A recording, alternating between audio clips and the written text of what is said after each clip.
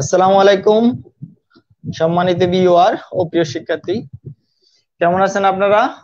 আশা করি আলহামদুলিল্লাহ ভালো আছেন। চাঁদপুর অনলাইন স্কুলের পক্ষ থেকে সবাইকে স্বাগতম। আমি মোহাম্মদ রকিবুল হাসান রাসেল, সহকারী শিক্ষক গণিত, কেবিএন উচ্চ বিদ্যালয়, হামিদজত, চাঁদপুর। ক্লাস করব নবম দশম শ্রেণীর শিক্ষার্থীর সাথে, গণিত ক্লাস। দীর্ঘদিন আমরা প্যান্ডেমিক অবস্থায় স্বাস্থ্যবিধি মেনে বাসায় আছি। প্রিয় শিক্ষার্থীরা, অবশ্যই আমাদের পড়াশোনা এখন এই ভার্চুয়াল মাধ্যমে চলে আসছে। এই মাধ্যম ছাড়া আমাদের আপাতত বিকল্প পথ নেই। এখানে আমাদের পড়াশোনা চালিয়ে যেতে হবে। তাহলে আমরা শুরু করতেছি আজকের পাঠটি। আমরা মূলত আজকে করতেছি 11 নম্বর অধ্যায়টা। 11 নম্বর অধ্যায়ের 5 নম্বর পাঠ করব। এর আগে 4টি পর্ব করেছিলাম এখানে। 11 নম্বর অধ্যায়টা আমরা যে বীজগাণিতিক অনুপাত সমানুপাত যে অধ্যায়,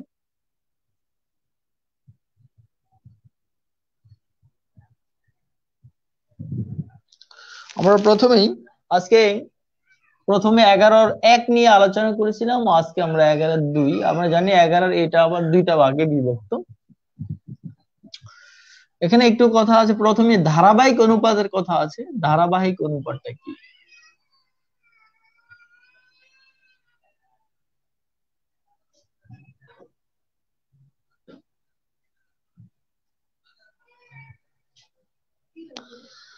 যাকে ইংলিশে বলে কন্টিনিউড রেশিও। ঠিক আছে,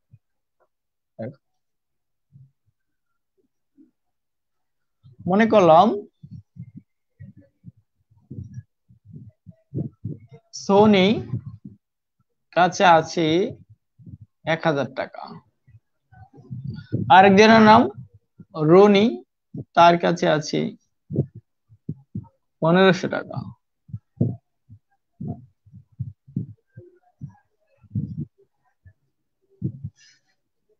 আরেকজনের নাম মনে করলাম মনি, তার কাছে আছে 2000 টাকা। এই তিনজনের টাকাটাকে আমরা যদি এরকম লিখি, সোনি অনুপাত রোনি, তাহলে এটা হলো 1000 অনুপাত 1500। ঠিক আছে, এটাকে আমরা লিখতে পারি তাহলে 10 অনুপাত 15। এটা লিখতে পারি। আরো ছোট করলে এটা অনুপাতটা হয় কত? যেমন এখানে 2 অনুপাত 3 হয়, এরকম হয়। আবার এটাকে লিখতে পারি রনি অনুপাত মনি, এই অনুপাতটা আমরা লিখতে পারি। তখন এটা হচ্ছে 1500 অনুপাত 2000। তখন এটা কি হচ্ছে, যদি আমরা 500 দ্বারা ভাগ করে দিই, সি অনুপাত কত? 4 হয়। ঠিক না? এইভাবে হচ্ছে। দেখো, এই তিনজনের টাকাটাকে আমরা দুইটা অনুপাত, দুই ভাগে, প্রথম বললাম এস আর আর, পরে বললাম আর আর এম। ঠিক না? এটাকে আমরা এই রাশিটাকে আমরা যদি একসাথে লিখি, তাহলে লেখা যায় এস অনুপাত আর অনুপাত এম। এস হলো সোনি, রনি আর মনির। এই টাকার অনুপাতটা যদি আমরা একসাথে লিখি, তাহলে এখানে কি হচ্ছে, 2 অনুপাত 3 অনুপাত 4। তাদের টাকার অনুপাতটা এইভাবে কি বন্টন করা আছে। এই ধরনের অনুপাতকে আমরা বলে থাকি ধারাবাহিক অনুপাত। ওকে, এবার দেখো, এই ধারাবাহিক অনুপাত ব্যবহার করে আমরা সমস্যা সমাধান করব। আমাদের বইয়ের 12-1 মেন বইয়ের, তোমরা অবশ্যই বই নিয়ে আছো, প্লাস খাতা কলম নিয়ে আমার সাথে যুক্ত হয়েছে। দেখ, 12-2 10 নাম্বার যে সমস্যা আছে আমাদের, সরি 11-2, যেটাকে বলবো আমরা এখানে লিখেছি 11-2।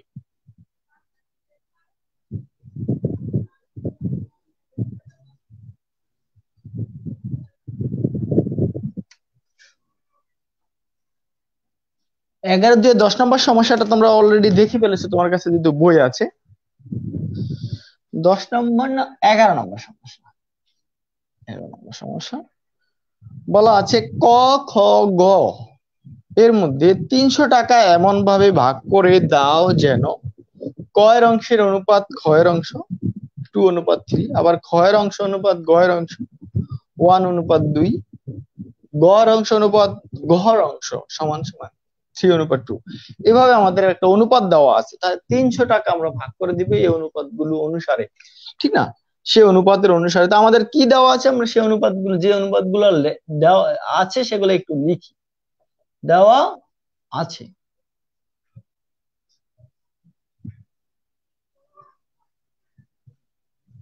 কি আছে, ক অনুপাত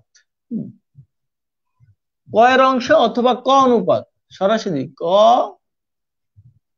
অনুপাত খ দেওয়া আছে 2:3। আবার খ অনুপাত গ দেওয়া আছে 1:2।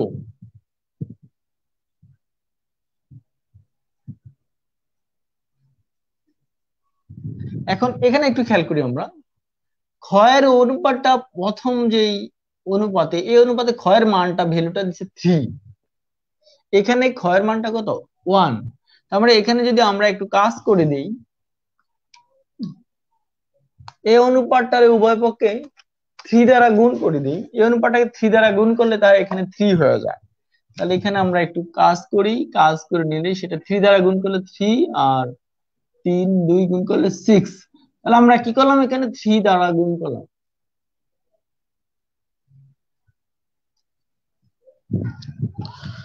আমরা একটা কথা জানি, অনুপাতকে একই সংখ্যা দ্বারা গুণ করলে অথবা ভাগ করলে অনুপাতের মানের কোনো পরিবর্তন হয় না, ঠিক না?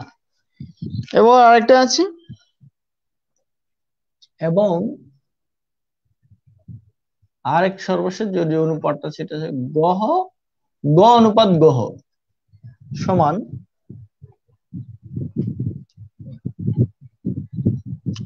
সর্বশেষ 3:2 দেওয়া আছে।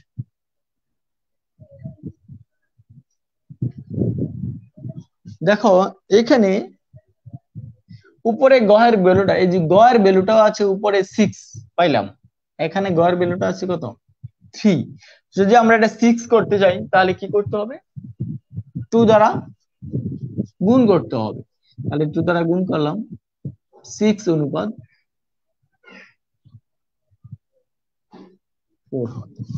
এখন একে কন্টিনিউ অনুপাতে, ধারাবাহিক অনুপাতে যদি আমরা প্রকাশ করি, এটা লিখতে পারি ক অনুপাত খ অনুপাত গ অনুপাত, এভাবে লিখতে পারি, ঠিক না?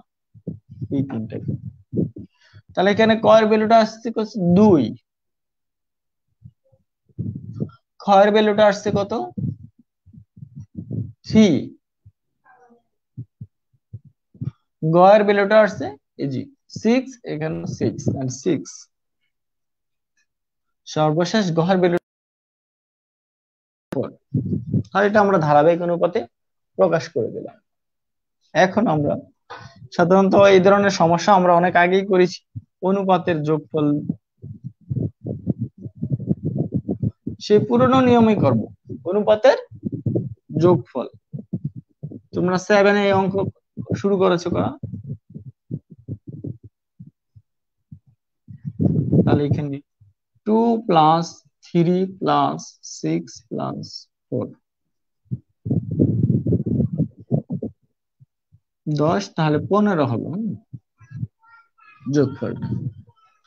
এখন আমাদের কি বলা আছে, এই 300 টাকা, মোট টাকা হলো 300, আর এই অনুপাতে আমরা ভাগ করে দিব ক খ গ গহর মাঝে, ঠিক আছে? তাহলে আমাদের লিখি, সুতরাং ক পাবে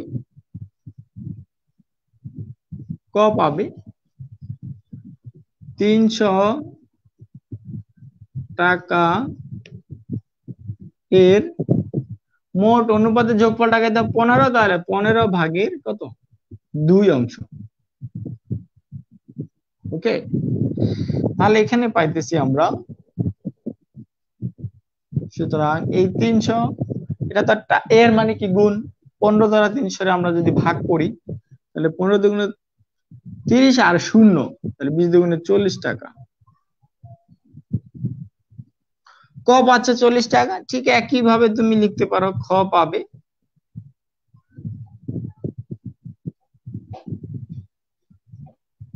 300 এর কত 15 ভাগের খয়ের অংশটা 3, এত অংশ।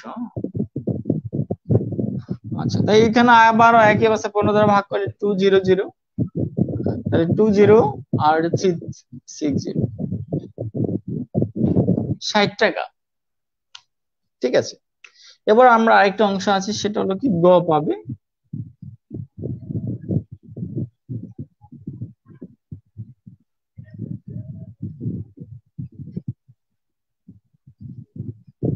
300 এর 15 ভাগের 6, এত অংশ। সময় এখানে কত হলো, সে আগের মতো 20, 6 20 120, এখানে সামনে দিয়ে লিখে দিই 120 টাকা। তাহলে গ পাচ্ছে কত 120 টাকা পাচ্ছে।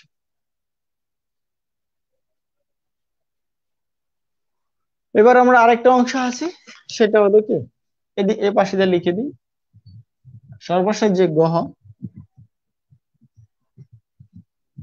হবে 300 এর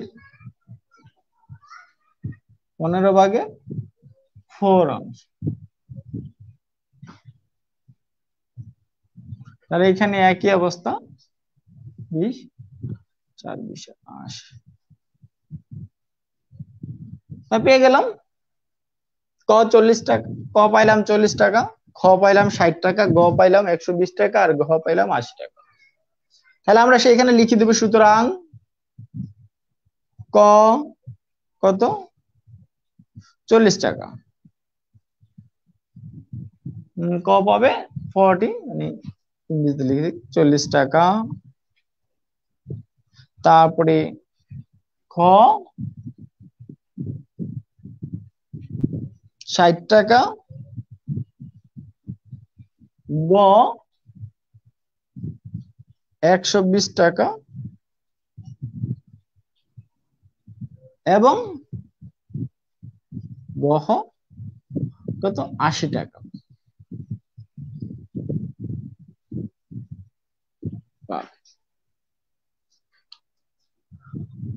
আশা করি এই ধরনের সমস্যার সমাধান এখানে আর সমস্যা নেই তোমাদের। এই ধরনের আরো কিছু সমস্যা আছে, তোমরা করতে পারবা। আমরা এবার পরের সমস্যাটা চলে আসি।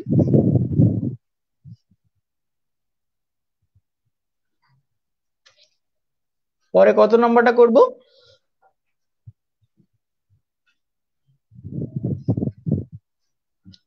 পরে 12 নাম্বারটা করি। মাছের আমাদের এখন ইলিশ মাছের সিজন চলতেছে, জেলেদের মাছ ধরার একটা অনুপাত দেওয়া আছে। 12 নম্বর, 3জন জেলে 690টি মাছ ধরেছে, তাদের অংশের অনুপাতটা দেওয়া আছে। এটা আমাদের একটা ফ্র্যাকশন দেওয়া আছে, ভগ্নাংশ দেওয়া আছে, অনুপাত। তাহলে আমরা তাদের অনুপাতটা একটু লিখে দেওয়া আছে, 3জন জেলে আর কি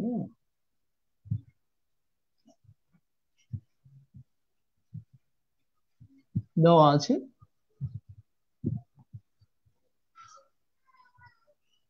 প্রথম জেলে অনুপাত দ্বিতীয় জেলে অনুপাত তৃতীয় জেলে। 3জন জেলের যে মাছ পাওয়ার অনুপাতটা দেওয়া আছে 2/3, 4/5, 5/6।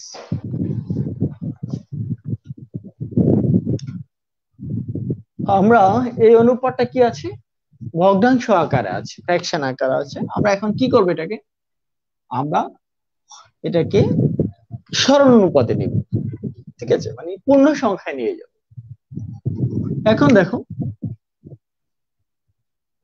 কি করতে হবে, মনে আছে পূর্ণ সংখ্যা নিলে কি করতে হয়? সেটা হলো পূর্ণ সংখ্যা নিলে হরগুলোর, এই যে আমাদের হরগুলোর লসাগু অথবা হরগুলোর গুণফল দ্বারা উপর এই সবগুলা ভগ্নাংশকে গুণ করতে হবে। তাহলে কি 3, 5, 6 এর লসাগু হলো 30, 30 দ্বারা আমরা গুণ করি, তাহলে এখানে পাবেন 2/3 ইন্টু 30 অনুপাত,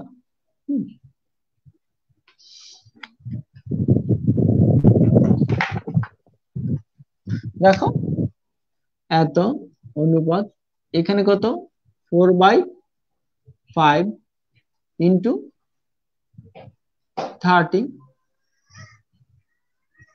অনুপাত, এখানে থাকে কত 5/6 ইন্টু 30।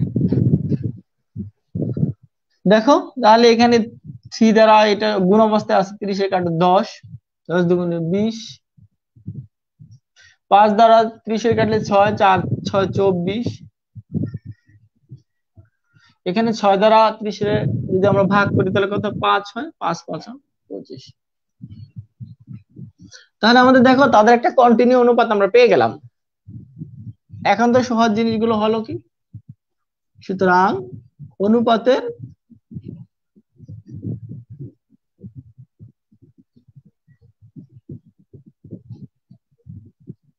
যোগফল কত, 20 যোগ 24 প্লাস 25,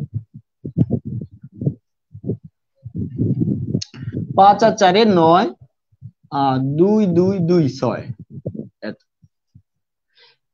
এখন আমরা পেয়ে যাব অনুপাতের যোগফল পেয়ে গেলাম। মোট মাস হলো কতটি, 690টি মাছ ধরেছে। তাহলে প্রথম জেলে মাছ ধরেছে,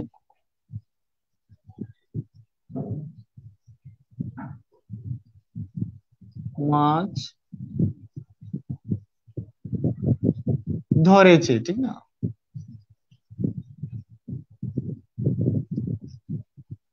মাছ ধরেছে 690 এর কত 69/20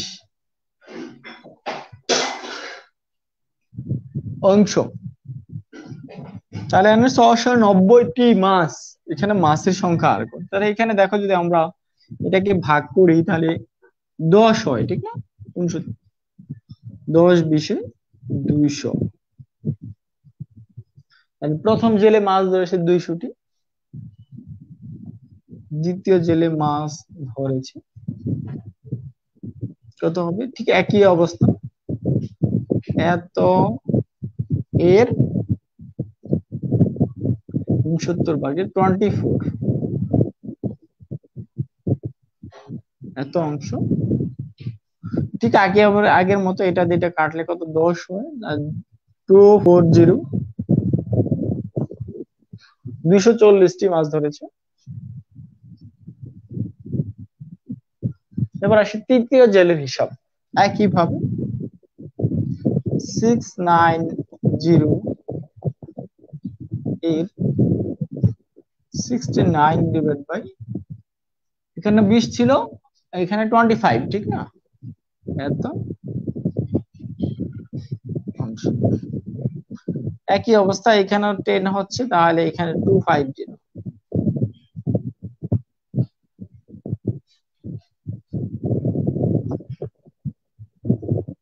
পেয়ে গেলাম। তিনজন জেলের মাছের হিসাবটা পেয়ে গেলাম।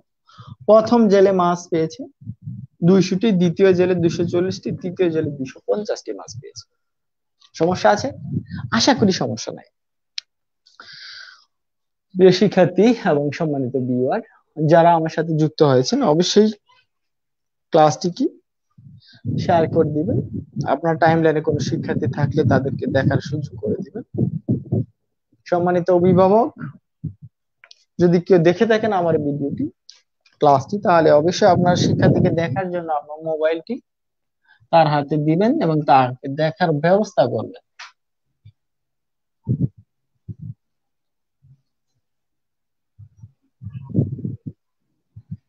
ওকে, আমরা পরে আসতেছি, কত নাম্বার করতে পারি?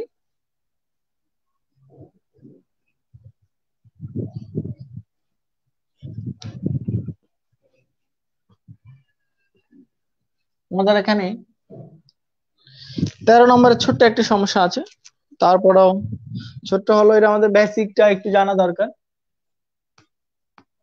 বিভিন্ন ইন্টারভিউ বা এমসিকিউ তে এই প্রশ্নগুলো থাকে। বলা আছে একটা ত্রিভুজের পরিসীমা 45 সেন্টিমিটার আর এর বাহুগুলোর অনুপাত 357। এটা আমরা ধরেও করতে পারি, যেমন এই অনুপাতগুলোর মানগুলো আমরা ধরেও করতে পারি, অথবা ওই যে অনুপাত দিয়ে প্রকাশ করতে পারি, যেভাবে ইচ্ছা। আমরা এতক্ষণ করলাম কি, ধরে অনুপাত দিয়ে প্রকাশ করলাম। আর ত্রিভুজের 3 বাহু, তাহলে ত্রিভুজের বাহুগুলোর অনুপাত দেওয়া আছে।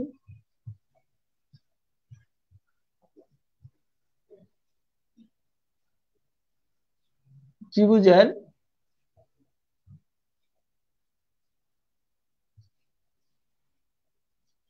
প্রথম বাহু অনুপাত দ্বিতীয় বাহু অনুপাত তৃতীয় বাহু সমান সমান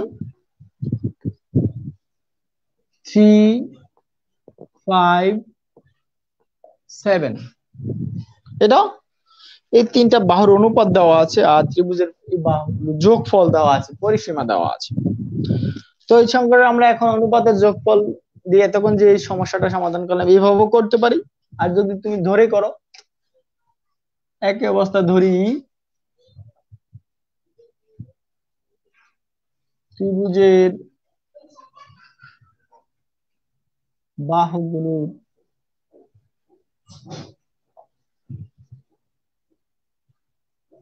পরিমাপ 3x 5x ও 7x অন্তর উপর সেন্টিমিটার দেওয়া আছে, এত সেন্টিমিটার। তাহলে তাদের পরিসীমা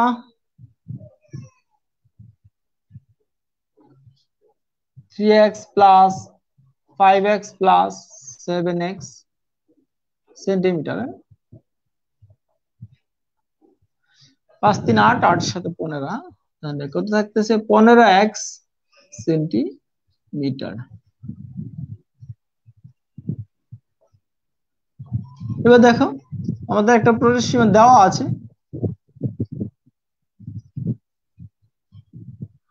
পরিসীমা দেওয়া আছে 45 দেওয়া আছে। তাহলে x ইকুয়াল টু কত? 45 ডিভাইড বাই 15। সুতরাং x ইকুয়াল টু কত? 3। তারপরে পেয়ে গেলাম x এর মান পেয়ে গেলাম। এবার বাহুগুলোর দৈর্ঘ্য, প্রথম বাহু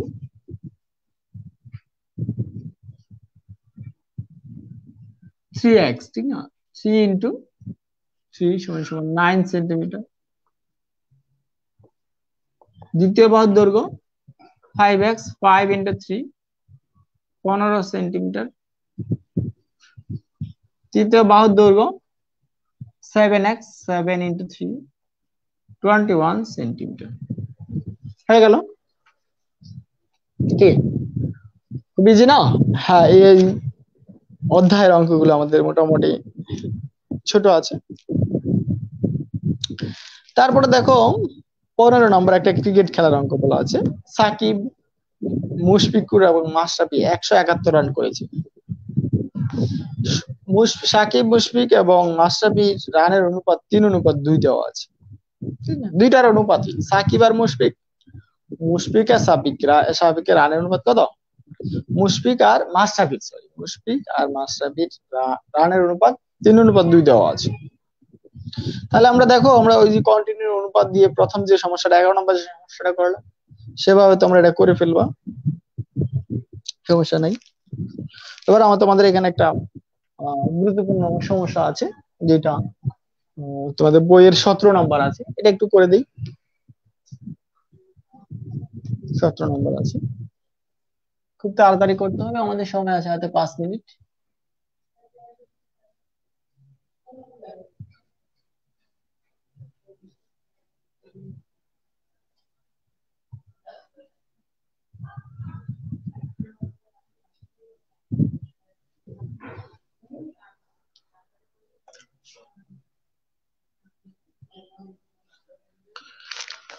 17 নম্বর বলা আছে একটি বর্গক্ষেত্রের বাহুর পরিমাণ 20% বৃদ্ধি পায়, তবে তার ক্ষেত্রফল শতকরা কত বৃদ্ধি পাবে? একটু খেয়াল করো, একটি কোন বর্গক্ষেত্রের ক্ষেত্রফল কি? যদি বর্গক্ষেত্রে এক বাহুর দৈর্ঘ্য হয়, মনে করো একটা বর্গক্ষেত্র এক বাহুর দৈর্ঘ্য এ, ঠিক না? প্রত্যেক বাহুর দৈর্ঘ্য কত? এ, তাহলে ক্ষেত্রফল কত হচ্ছে? এ স্কয়ার বর্গ একক। তো আমরা এখানে শতকরা হিসাব যেহেতু আছে, আমরা একটু ব্যতিক্রম ভাবে ধরি বর্গক্ষেত্রের প্রত্যেক বাহুর পরিমাণ 100 মিটার। মনে করি বর্গ ক্ষেত্রের প্রত্যেক বাহুর পরিমাণ 100 মিটার। তাহলে এই বর্গক্ষেত্রে এখন ক্ষেত্রফলটা আমরা বের করতে পারবো। এখানে ক্ষেত্রফলটা কত হবে? 100 হলে তা 100 হোল স্কয়ার বর্গ মিটার। ওকে, কত হল? 10,000 বর্গ মিটার। এবার বলা আছে 20% বৃদ্ধিতে, প্রত্যেক বাহু যদি 20% বৃদ্ধি যায়, বলছে এর বাহুর পরিমাণ, বর্গক্ষেত্রের বাহুর পরিমাণ 20% বৃদ্ধি পায়। তাহলে আমরা 20% বৃদ্ধিতে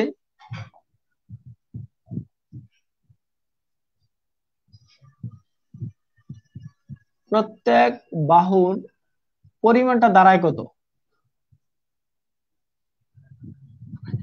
যদি শতকরা 100 আগে ধরেছি, তাই আমাদের কত হচ্ছে? 100 প্লাস 20 মিটার, 120 মিটার। এবার দেখো 20% বৃদ্ধিতে আমরা ক্ষেত্রফলটা বের করে নিই। 120 হোল স্কয়ার বর্গ মিটার কত থাকে? 12 বার 144,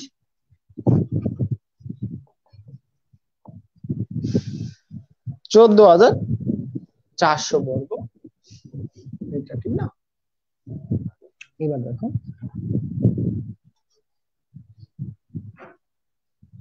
এটা পাইলাম আমরা ক্ষেত্রফল। এই দুই ক্ষেত্রফলের পার্থক্য কত? এটা 20% বৃদ্ধিতে ক্ষেত্রফল, আর এটা আমাদের ধরলাম যে 100 মিটার, সেই 100 মিটার ধরে ক্ষেত্রফল। আর এই ক্ষেত্রফল কতটুকু বৃদ্ধি পায়?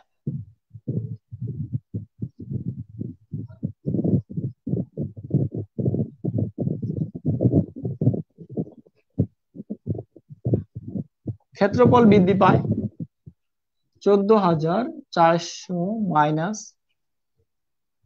10,000 বর্গ মিটার। এটা মনে করলাম ভিতরে আমার ছিল কত, এরকম আর কি 100,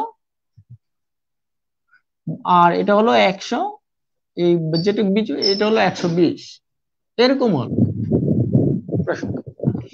তাহলে এখানে থাকে কত? 4,400 বর্গ মিটার। এখন এই ক্ষেত্রফলটা যে বাড়লো, শতকরা কতটুকু বাড়ছে সেটা বের করবো। তাহলে ক্ষেত্রফলটা যে বাড়ছে কত বর্গ মিটার এটা বৃদ্ধি পেয়েছে? আছে ছিল 10,000 ছিল বেস, 10,000 বৃদ্ধি পেয়েছে, এত একে কত? 100 কত? এইটুকু বের করলে হয়ে যাবে। ঐকিক নিয়মে করে দেবো সরাসরি। সুতরাং আমরা সেটাই লিখি, ক্ষেত্রফল 10,000 বর্গ মিটারে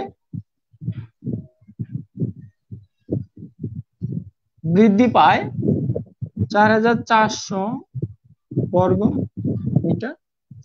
ক্ষেত্রফল 1 বর্গ মিটারে কতটুকু বৃদ্ধি পাবে, ঠিক না? তাহলে 4,400 নিচে 10,000, ঠিক না? এত বর্গ মিটার। সুতরাং ক্ষেত্রফল আমাদের বের করতে হবে কত? শতকরায় নিতে হবে। বলছে শতকরা কতটুকু বৃদ্ধি পেয়েছে। তাহলে 100 বর্গ মিটারে বৃদ্ধি পায় কত? 4,4,0,0 আর ইন্টু কত? 100, নিচে কত? 10,000। বুঝতেই পেরেছি, শূন্যগুলো সব কেটে দিব, এই 2 শূন্য, এই 2 শূন্য, এই 2 শূন্য, এই 2 শূন্য কেটে। তাহলে কত পাইলাম? সুতরাং 46% ক্ষেত্রফল বৃদ্ধি পাইছে।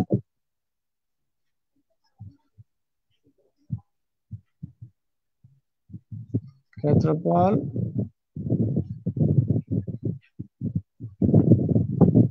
বৃদ্ধি পায় 44%। ওকে, তোমাদের বইয়ে এটা 10% উদাহরণে আছে, কত ক্ষেত্রফল 10%, তার উদাহরণ তোমরা এখানে 20%-এর জায়গায় এই যে ক্ষেত্রফল এখানে এটার জায়গায় তোমরা কি 10% বৃদ্ধিতে করবা, 10% বৃদ্ধিতে ক্ষেত্রফল কত বৃদ্ধি পায়, আবার 10% হ্রাস পেলে কত হ্রাস পাবে, শতকরা কত হ্রাস পাবে, সেই সমস্যাটা তোমরা করবা আশা করি। ঠিক আছে, তাহলে আমাদের সময় কিন্তু শেষে আসছে, আমরা ক্লাসটি শেষ করব এখানে। অবশ্যই শেষ করার আগে বলবো, গণিতের ব্যাপার প্র্যাকটিসের ব্যাপার, অনুশীলনের ব্যাপার। তুমি যদি নিয়মিত অনুশীলন করো, আশা করি তোমার কাছে গণিত ভালোই লাগবে, গণিত সমস্যা হবে না। খোদা হাফেজ, আজকে এখানেই রাখলাম, পরবর্তীতে আবার পরের ক্লাসে আসতেছি, পরের পার্ট নিয়ে।